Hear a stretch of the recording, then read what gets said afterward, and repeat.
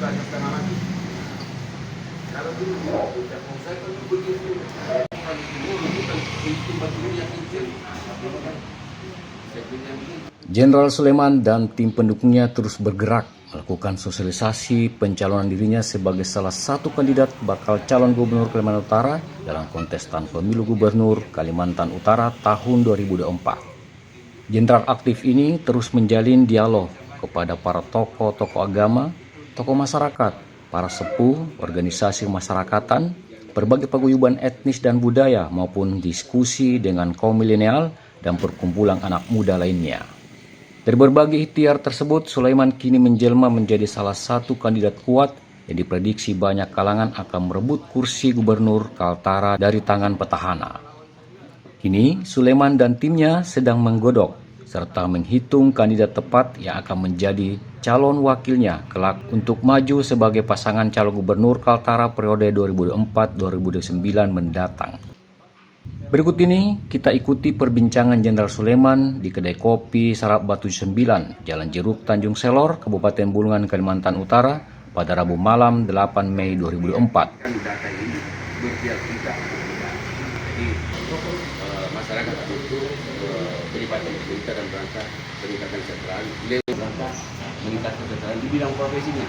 Kebutuhannya apa, baik dari teknis maupun dari dokumen fasilitas atau regulasi. Ini maju semakin serius dan juga masih aktif sebagai anggota TNI, tetapi kalau maju pasti akan pensiun. Nanti akan pensiun. Nah, kira-kira apa melatar belakangi mengorbankan dalam tanda petik TNI kemudian maju menjadi sebagai pilkada? Baik. Kenapa saya maju jadi salah satu kontestasi pilkada Kaltara? Tentunya ada dorongan dari di samping masyarakat memang banyak meminta saya untuk maju. Tentunya juga saya melihat perkembangan yang ada sekarang ini, kelihatannya memang dibutuhkan adanya perubahan.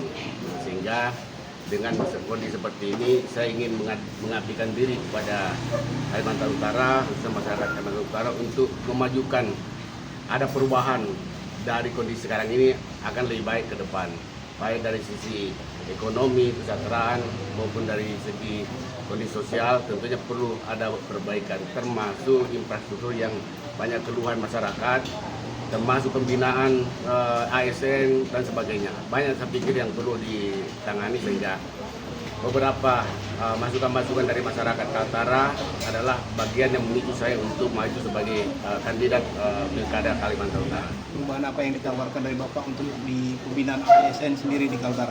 Kalau perubahan tentunya banyak, baik dari khususnya untuk pembinaan ASN tentunya sudah ada prosedur tentang bagaimana membina ASN, penempatannya, pembinaan maupun pembinaan karirnya, itu sudah ada ketentuan. Tinggal kita melanjutkan sesuai dengan aturan-aturan yang ada.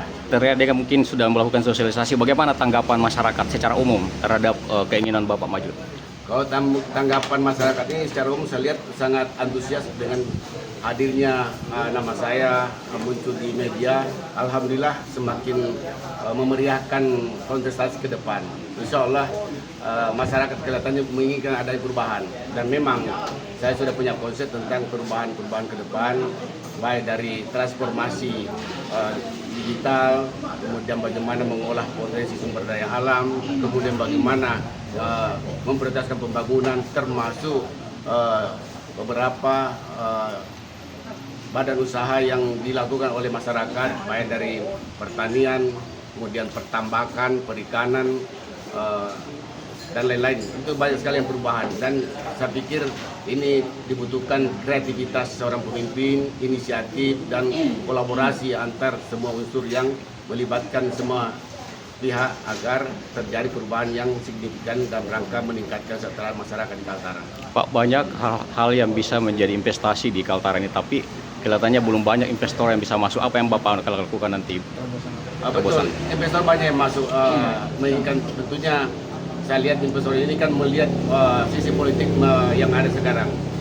Semua investor melihat kondisi apakah dari segi regulasinya, bagaimana keamanan berinvestasi, semua itu adalah butuh koordinasi, butuh komunikasi dan regulasi yang kuat untuk membentengi dia berinvestasi di Kaltara. ini semuanya adalah PR dari kami nanti kalau seandainya Tuhan memberikan izin dan masyarakat seluruh Kaltara menginginkan kami memimpin, insya Allah akan banyak perubahan tentang yang akan diinginkan oleh investor, termasuk pengusaha-pengusaha yang ingin meningkatkan daya saing dan kehidupan masyarakat Kaltara. Kalau menyangkut masalah wakil pasangan nanti sudah ada nama kah atau ada ancang-ancang siapa kira-kira yang menjadi bucur inisialnya? Baik, kalau wakil itu bagi saya semuanya terbuka. Nah, jadi memang ada yang menjadi harapan-harapan kita menjadi wakil, tapi itu bukan kata kunci bahwa wakil itu ada pelengkap untuk menguatkan pemerintahan. Jadi ada beberapa calon wakil yang saya komunikasikan yang merupakan mereka semua memahami tentang kondisi Kalimantan Utara dan siap bekerja sama dengan kami. Jadi ada beberapa yang menjadi pilihan, tentunya ada yang 1, 2, 3, tergantung dari partai-partai pengusung nanti bagaimana berkolaborasi antar partai pengusung agar pasangan kami kuat dan bisa memenangkan pertarungan pilkada nanti. Adakah yang mau ingin disampaikan kepada masyarakat Kaltara, Pak?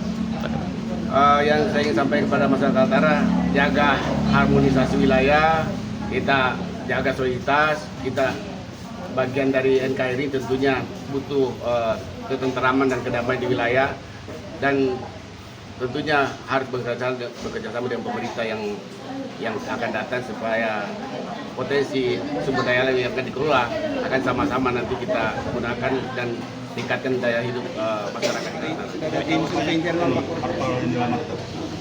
Kalau parpol sekarang ini sudah ada 7, sudah ada 8. Sudah pengembalian semua ya? Tinggal 1, tinggal P3 yang belum. Jadi Gerindra tidak membuka pendaftaran, jadi tinggal Gerindra dengan P3 yang belum kami komunikasi langsung dengan DPD-nya. Tapi partai lain sudah masuk semua pendaftaran sebagai wujud keseriusan kami semua sama partai di hadapan kami untuk kami mendaftar. Jadi partai-partai lah yang nanti melihat kami bagaimana mereka mengusung kami. Ini kami sudah dibentuk tim survei internal dan berapa penilaian hari ini hasilnya? Kalau survei internal saya pikir nanti partai-partai mensurvei ya. Jadi partai-partai mensurvei bagaimana melihat potensi yang ada, sehingga kami nanti mengikuti perkembangan dari partai-partai lain. Pak, ini kan ada isu perang bintang, Pak. Strategi Bapak gimana, Pak? Ada sama-sama berbintang.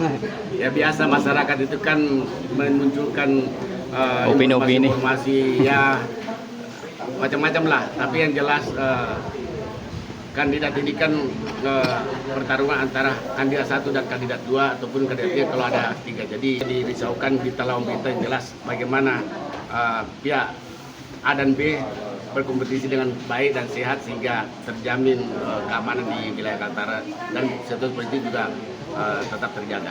Oke. Cukup. Sik, makasih.